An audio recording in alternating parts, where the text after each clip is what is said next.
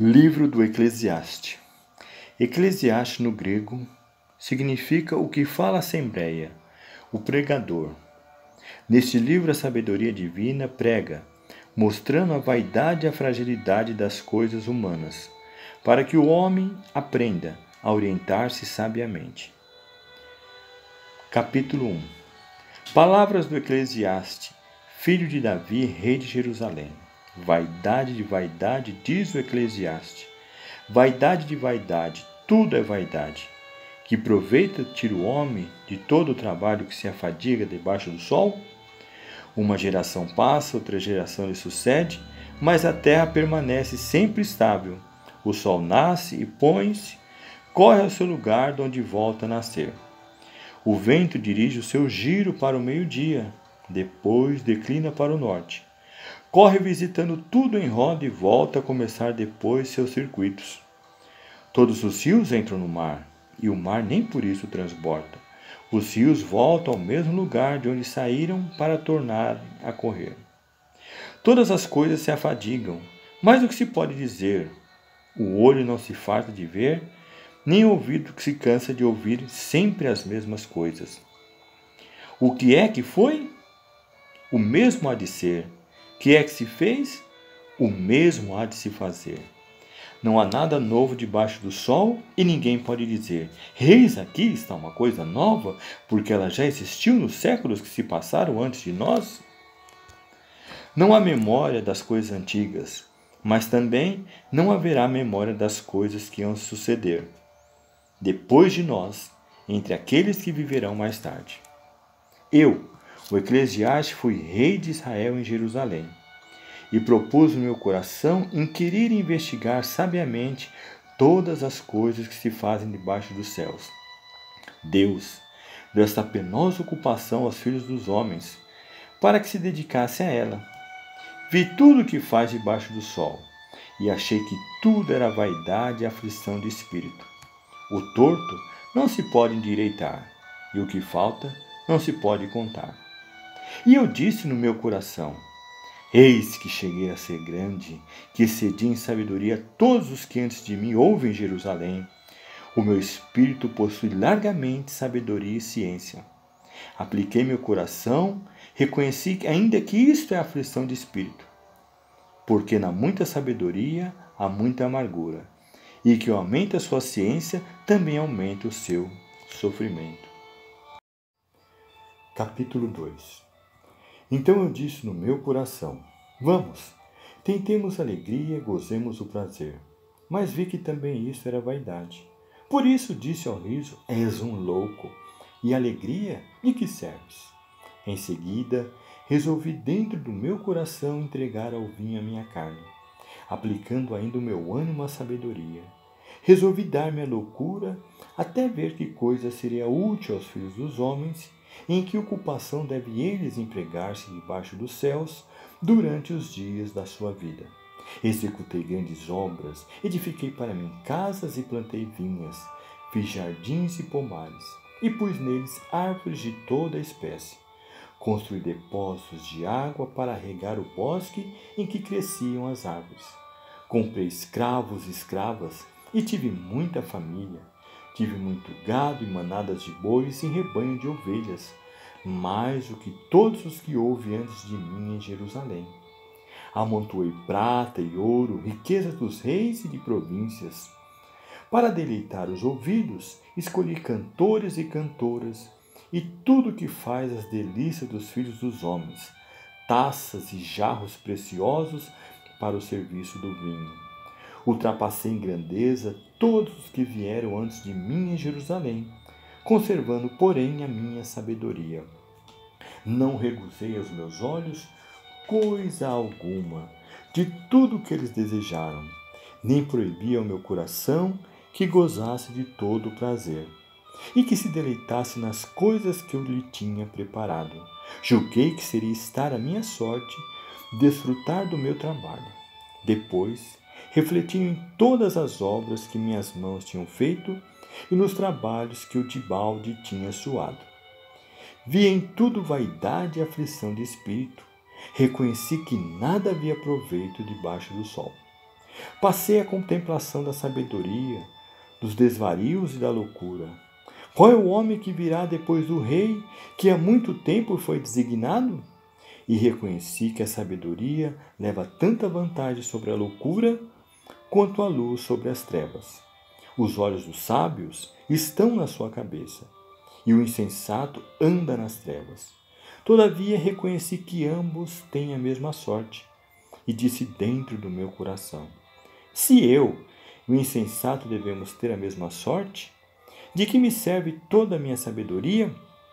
E adverti que também isto era vaidade. Porque a memória do sábio, do mesmo modo, a do insensato, não será eterna. E em tempos futuros sepultarão tudo igualmente, no esquecimento. Tanto morre o sábio como o ignorante. E por isso minha vida me tornou fastidiosa, vendo que tudo é mal debaixo do sol, que tudo é vaidade e aflição de espírito. Em consequência disso, detestei toda aquela aplicação em que eu tinha trabalhado tanto debaixo do sol, porque tudo hei de deixar ao que vier depois de mim. E quem pode saber se será sábio ou insensato?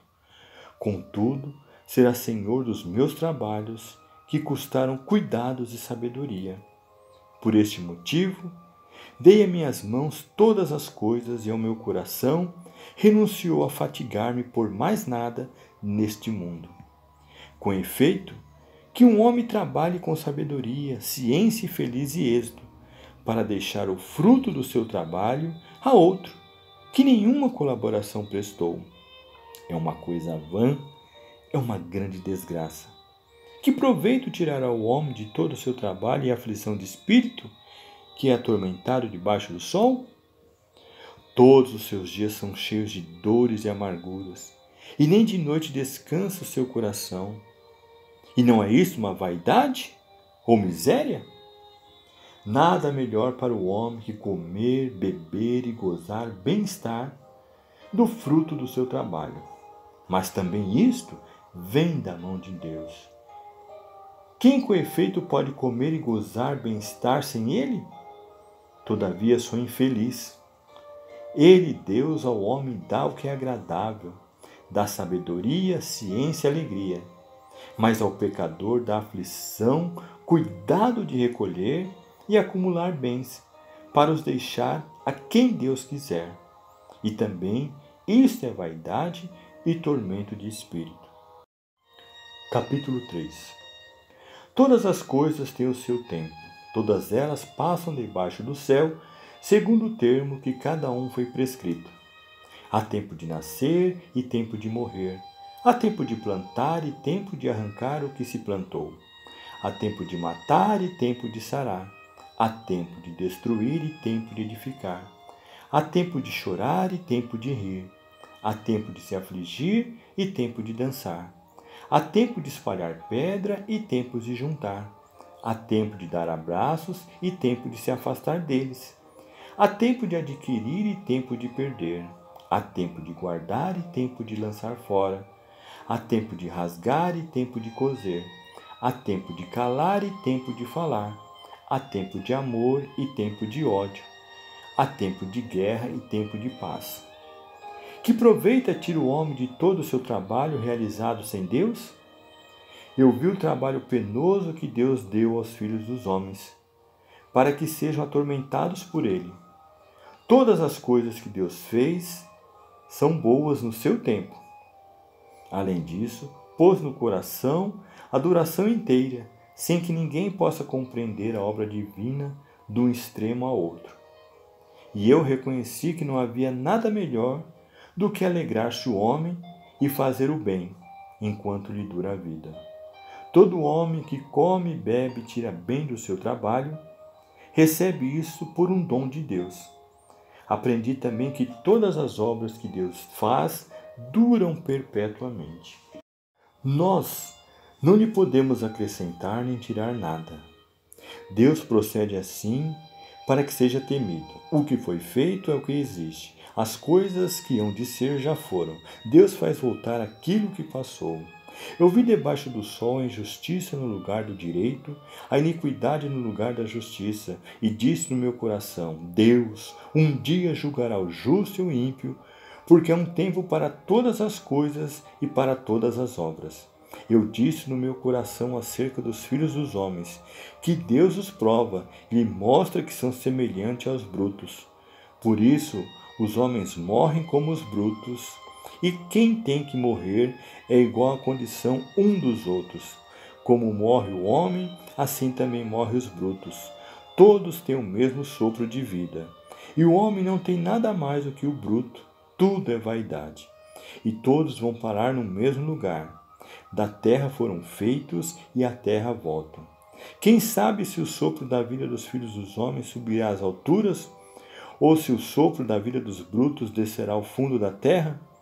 E reconheci que nada seria melhor do que alegrar-se o homem em suas obras, e que esta era a parte que lhe cabia, porque quem poderá pôr em estado de conhecer o que há a acontecer depois dele? Capítulo 4. Pus-me então a considerar todas as opressões que se cometem debaixo do sol, a lágrima dos inocentes que ninguém consola. Os seus opressores exercem sobre eles violência, e não há quem os conforte. À vista disso, felicitei mais os mortos do que os vivos, e considerei mais feliz do que uns e outros aquele ainda que não nasceu, e não viu os males que se fazem debaixo do sol. Vi também que todo o trabalho e perícia numa obra, outra coisa não são que emulação de um homem em relação ao seu próximo. Nisto há também vaidade e aflição do espírito. O insensato cruza as mãos e come sua própria carne, dizendo: mais vale um punhadinho com descanso do que ambas as mãos cheias com trabalho e aflição do espírito. Tornando a considerar, encontrei outra vaidade debaixo do sol. Há um homem que é só, não tem ninguém consigo, nem filho, nem irmão. Todavia não cessa de trabalhar, nem seus olhos se fartam de riquezas. E não faz esta reflexão: para quem trabalho eu e me privo desses bens? Nisto há vaidade e trabalho ingrato. Melhor é estarem dois juntos do que um só, porque tem a vantagem da sua sociedade. Se um vai a cair, o outro o sustentará. Ai do que está só, porque quando cair, não tem quem o levante. Da mesma forma, se dormirem dois juntos, há que cerceam mutuamente. Mas um só, como há de aquecer-se? Se um dominar o outro que está sozinho, dois resistem-lhe. O cordel triplicado dificultosamente se quebra. Vale mais um jovem pobre, mais sábio, do que um rei velho e insensato que já não sabe escutar conselhos. Aquele poderá sair, mesmo do cárcere dos ferros, para ser rei, e o outro que nasceu rei acaba na miséria. Eu vi todos os viventes que andam debaixo do sol com um jovem príncipe, que se eleva a ocupar o lugar do velho rei. Todos aqueles na frente dos quais ele estava e o encheram de aplausos. Era um povo infinito em número. Contudo, os descendentes deste povo não hão de regozijar-se nele. Até isto é vaidade e aflição de espírito. Vê onde pões os pés quando entra na casa de Deus. Aproximar-se docilmente para escutar é muito melhor do que oferecer vítimas à maneira dos insensatos, que só sabem fazer mal. Capítulo 5. Não digas nada inconsideradamente, nem o teu coração se apresse a proferir palavras diante de Deus. Porque Deus está no céu e tu sobre a terra. Portanto, sejam poucas as tuas palavras. As muitas ocupações produzem sonhos molestos, e do muito falar nascem os despropósitos. Se fizeres um voto a Deus, trata de o cumprir sem demora, porque lhe desagrada a promessa infiel e impensada. Mas cumpre tudo o que tiveres prometido. É melhor não fazer votos do que depois de os fazer, não os cumprir. Não permitas a tua língua fazer pecar a tua carne, nem digas ao sacerdote que foi uma inadvertência, para que não suceda que Deus, irado contra as tuas palavras, dissipe as obras das tuas mãos. Dos muitos cuidados nascem os sonhos, e das muitas palavras os despropósitos. Se vires a opressão dos pobres e a violação dos direitos e da justiça em alguma província, não te admires, porque o que está alto tem acima de si outro mais alto, e sobre estes há outros mais elevados. Além disso, um rei que impera sobre a terra que lhe está sujeita. O que ama o dinheiro jamais se fartará de dinheiro, e o que ama cegamente as riquezas não tirará delas fruto. Logo também isto é vaidade. Onde se multiplicam os bens, multiplicam-se também aqueles que os comem. E de que servem eles a quem os possui, se não para ver com seus olhos? O sono é doce para o trabalhador, quer ele coma pouco, quer muito. Porém, a fartura do rico não deixa dormir. Ainda outra doloríssima miséria que vi debaixo do sol, as riquezas conservadas para a ruína do seu dono. Perdem-se essas riquezas por um mau negócio, e se ele tiver então um filho, nada lhe fica nas suas mãos.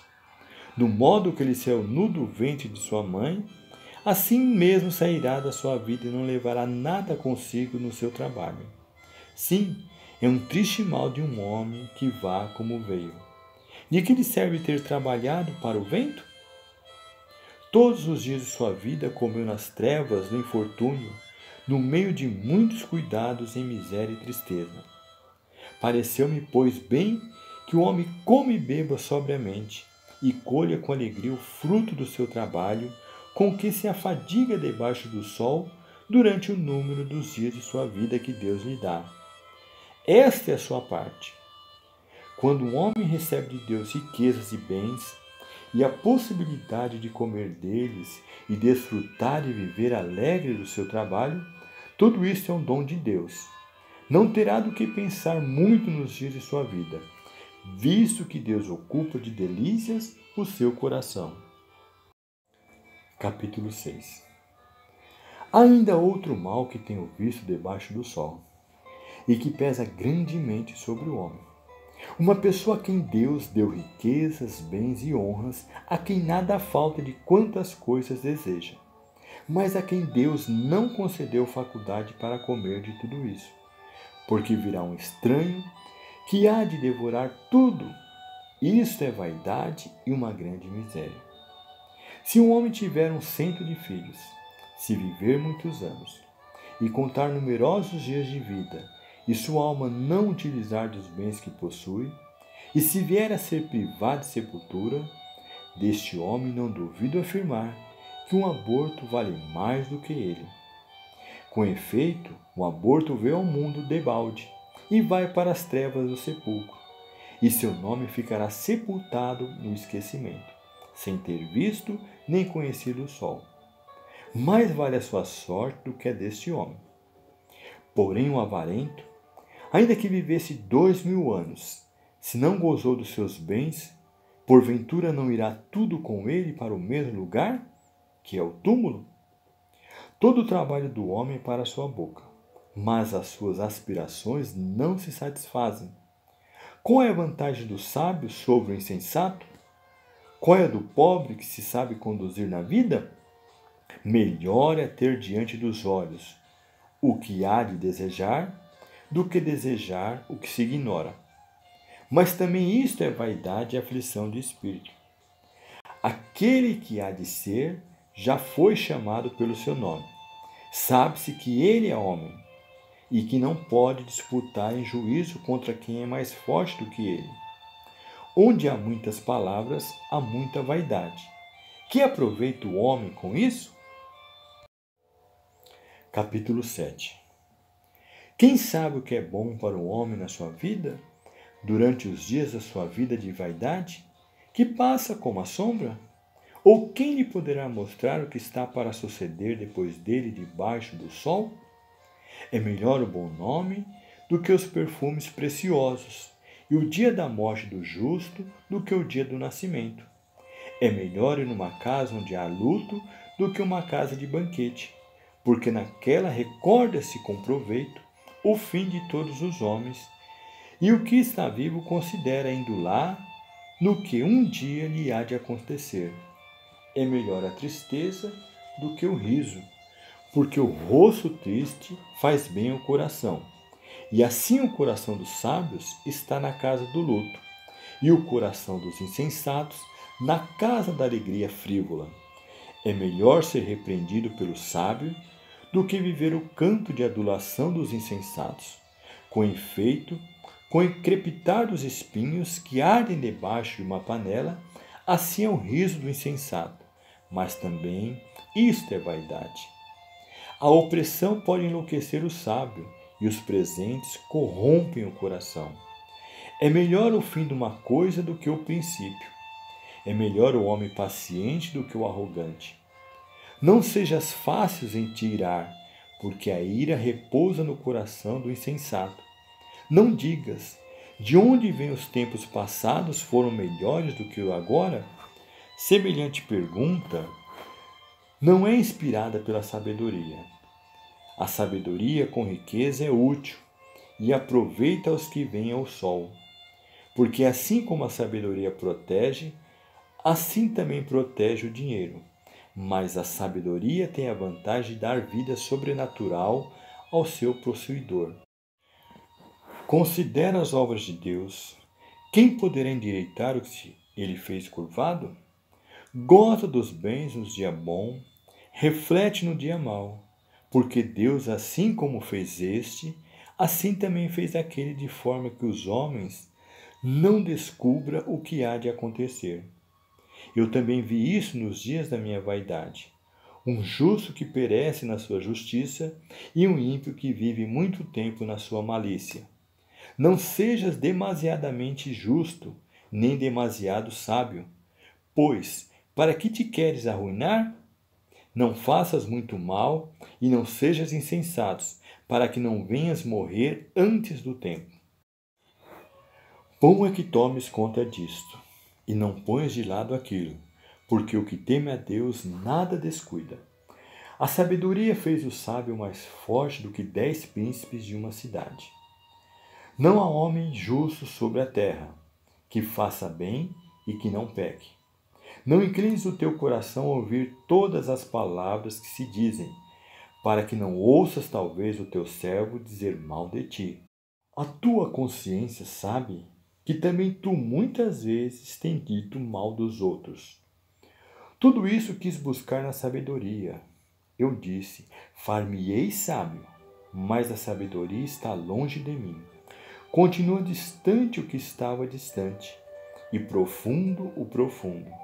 Quem poderá sondar? Pus-me a explorar e buscar com a minha mente a sabedoria e a razão das coisas, e reconheci que a maldade é uma demência, e que uma conduta insensata é um delírio. Achei que é mais amargosa do que a morte a mulher corrompida, a qual é um laço de caçadores, sendo que o seu coração uma rede e as suas mãos umas cadeias. Aquele que agrada a Deus fugirá dela, o que porém é pecador será apanhado por ela. Eis que eu achei, diz o Eclesiastes, depois de ter conferido uma coisa com outra, para encontrar a razão.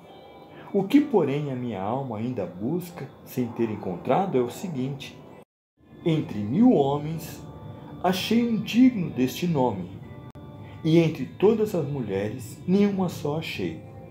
O que unicamente achei foi que Deus criou o homem reto, e que ele mesmo se meteu em infinitas questões e perigos.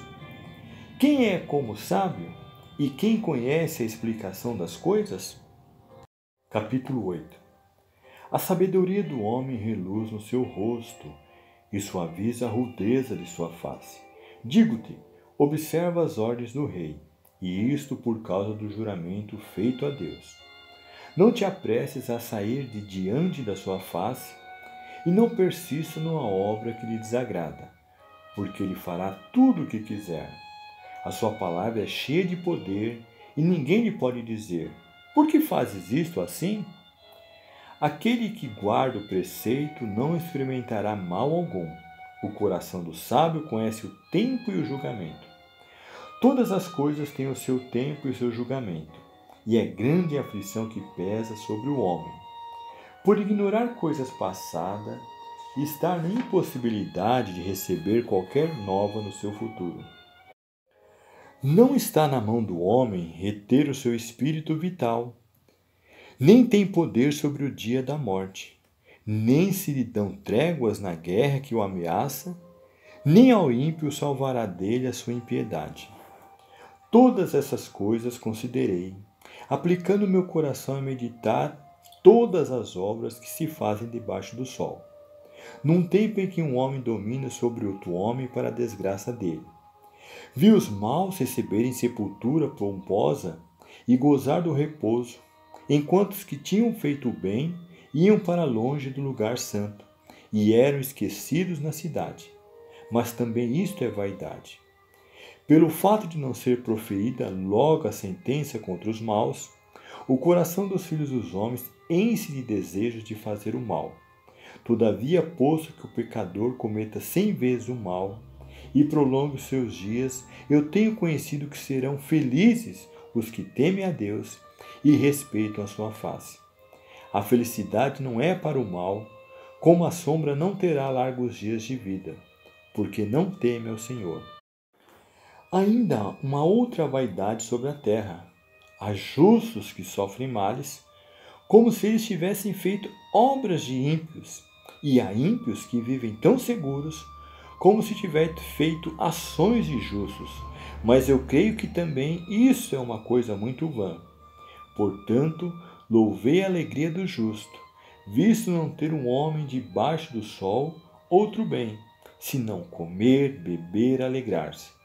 Isso é o que acompanha no seu trabalho durante os dias de vida que Deus lhe dá debaixo do sol.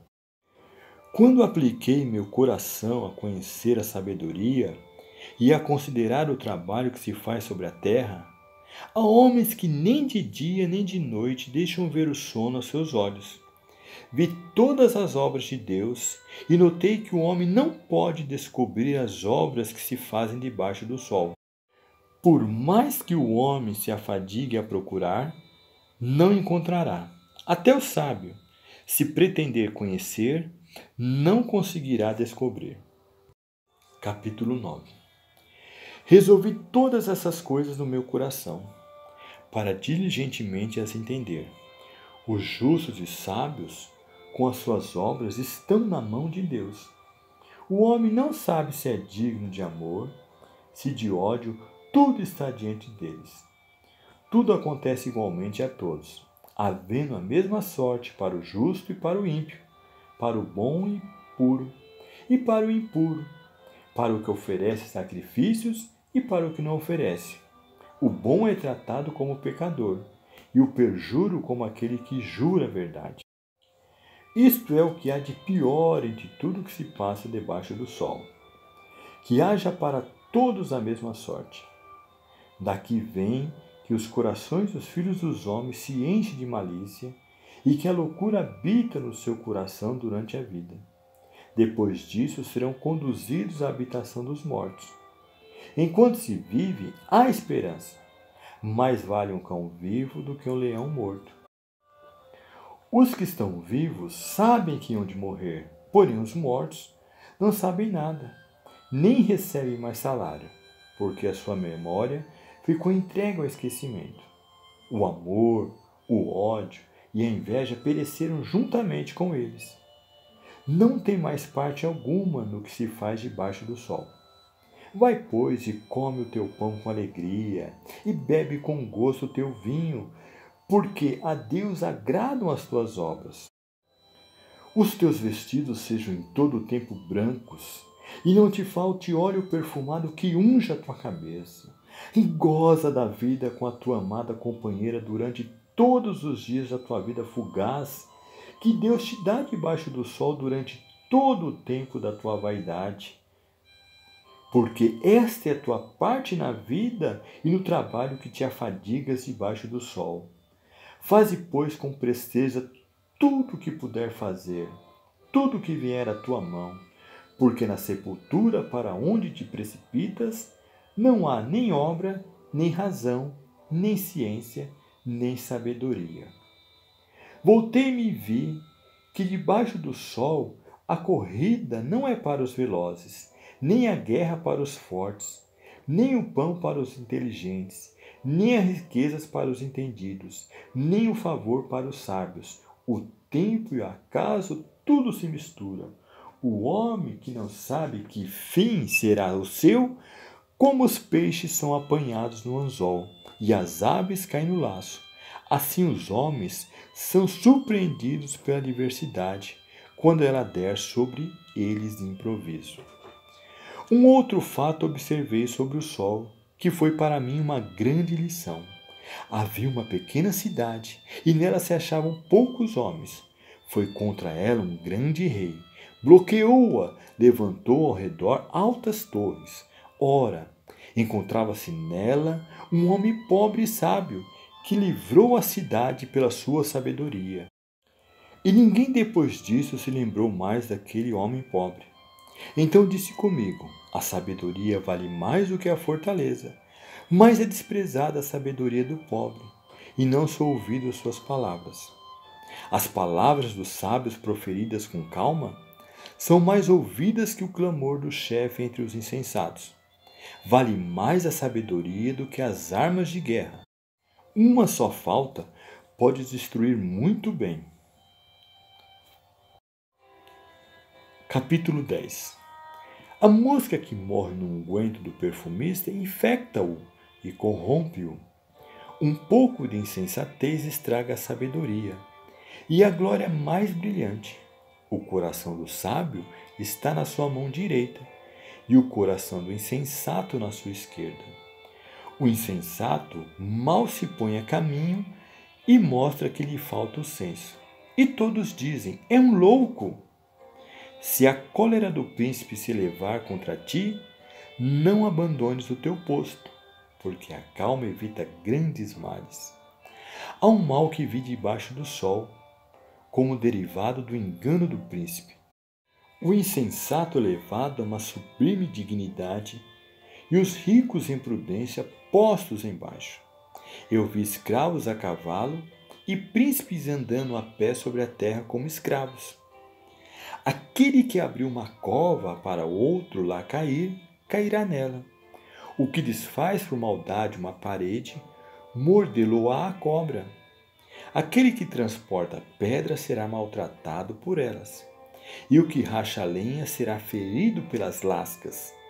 Se o ferro estiver embotado e não for a amolar, é preciso redobrar de esforços, mas a sabedoria é preferível para o bom êxito. Se a serpente morder por falta de encantamento, nenhum proveito há para o encantador em saber encantar. As palavras que saem da boca do sábio são cheias de graça, os lábios, porém, do insensato perdoá-lo-ão. As suas primeiras palavras são uma estultícia, e as últimas que lhe saem da boca são loucura maligna. O insensato multiplica as palavras, o homem ignora o que houve antes dele. E quem lhe poderá indicar o que será depois? O trabalho dos insensatos aflige-os, nem sequer sabe o caminho para ir à cidade. Desgraçada de ti, terra cujo rei é um menino que não sabe governar, e cujos príncipes comem desde a manhã em orgias. Ditosa a terra cujo rei é uma família ilustre, e cujos príncipes comem a seu tempo para se nutrirem, e não por prazer. Pela preguiça em fazer reparações, se irá abatendo o madeiramento do teto, e pela loucura das mãos virá chover toda a casa. Faz-se festas para ver satisfação, o vinho alegra a vida, e o dinheiro serve para tudo. Não digas mal do rei, nem mesmo no teu pensamento, e não fales mal do rico, nem mesmo no retiro do teu quarto, porque as aves do céu levarão a tua voz, e os pássaros publicarão as tuas palavras. Capítulo 11. Lança o teu pão sobre as águas que passam, porque depois de muito tempo o acharás. Reparte dele com 7, mesmo com 8 ou mais pessoas, porque não sabes o mal que pode vir sobre a terra. Quando as nuvens estiverem carregadas, derramarão chuva sobre a terra. Se a árvore cair para a parte do meio-dia, ou para a do norte, onde cair, aí ficará. O que observa o vento não semeia, e o que considera as nuvens nunca cegará. Do mesmo modo que ignoras qual é o caminho do espírito, e de que sorte formam os ossos no ventre da mulher grávida, assim também não conhece as obras de Deus, que é o Criador de todas as coisas. Semeia de manhã a tua semente, e de tarde não deixes a tua mão repousar, porque não sabe o que terá bom êxito, se isto, se aquilo, ou se ambas as coisas são igualmente boas. A luz é doce, e é coisa deleitável aos olhos ver o sol. Se um homem viver muitos anos, e em todos eles se alegrar, deve lembrar-se dos dias de trevas que serão numerosos. Tudo o que sucede é vaidade. Regozija-te, pois, ó jovem, na tua mocidade, e vive em alegria o teu coração na flor dos teus anos. Segue as inclinações de teu coração, e o que agrada aos teus olhos, mas sabe que Deus te chamará a dar conta de todas essas coisas. Lança fora do teu coração a tristeza e afasta o mal da tua carne, porque a juventude e a adolescência são vaidade. Capítulo 12. Lembra-te do teu Criador nos dias da tua juventude, antes que venham os dias maus e cheguem os anos em que tu dirás: esta idade não me agrada, antes que se escureça o sol e a lua e as estrelas, e volte as nuvens depois da chuva. Quando os guardas da tua casa começarem a tremer, e os homens fortes a vergar. Quando as que moem deixarem de moer, por serem poucas, e as que vêm pelas janelas, principalmente, cobrir-se de trevas. Quando se fecharem as portas sobre a tua rua, quando enfraquecer a voz do moinho, quando se calar a voz do pássaro e emudecerem as canções. Nessa altura da vida, terão medo também de subir aos lugares altos. Terão sobressaltos no caminho. A amendoeira florescerá, o gafanhoto engordará, e a alcaparra perderá suas propriedades, porque o homem irá para a casa da sua eternidade, enquanto os carpidores percorrem as ruas. Lembra-te do teu Criador, antes que se quebre o cordão de prata e se despedace a lâmpada de ouro, e se parta o cântaro sobre a fonte, e se desfaça a roda sobre a cisterna. E do pó volte à terra de onde saiu, o espírito volte para Deus que o deu. Vaidade de vaidade, disse o Eclesiastes, tudo é vaidade. O Eclesiastes, além de ser um sábio, ensinou ciência ao povo, estudou, investigou e compôs sentenças. Aplicou-se a encontrar palavras agradáveis e escrever corretamente palavras de verdade. As palavras dos sábios são como aguilhões, como cravos profundamente pregados, que por meio do conselho dos mestres nos foram comunicadas pelo único pastor que é Deus. Não busque, pois, meu filho, mais coisa alguma além destas verdades. Não se põe termo em multiplicar livros, e a meditação frequente é a aflição da carne. Ouçamos todos juntos o fim desse discurso. Teme a Deus e observa seus mandamentos, porque isso é o homem todo. Lembremo-nos que Deus fará dar contas no seu juízo de todas as faltas, mesmo ocultas, de todo bem e de todo mal que tiver feito. Livro do Eclesiastes. Eclesiastes